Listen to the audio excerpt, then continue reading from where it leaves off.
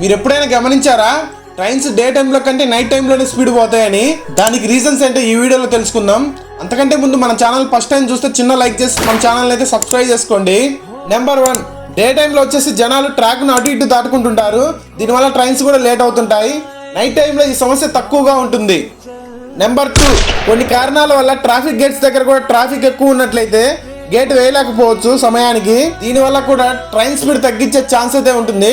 Night టైంలో అయితే ఈ సమస్య ఉండదు. నెంబర్ 3, డే టైమ్ సిగ్నల్స్ విజిబిలిటీతో పోల్చుకుంటే నైట్ టైంలో లోకో పైలట్ సిగ్నల్ విజిబిలిటీ బాగా కనిపిస్తుంది. దీనివల్ల కూడా స్పీడ్ పెంచే ఛాన్సెస్ అయితే ఉంటుంది.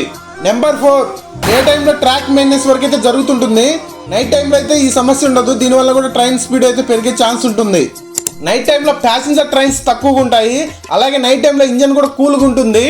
దీనివల్ల కూడా ట్రైన్ స్పీడ్ పెరిగే ఛాన్స్ అయితే ఉంటుంది. ఏది ఏమైనా డేలో కానీ నైట్లో కానీ లోకో పైలట్ వచ్చేసి ట్రాక్ స్పీడ్ లిమిట్ అయితే పాటించాల్సిందే.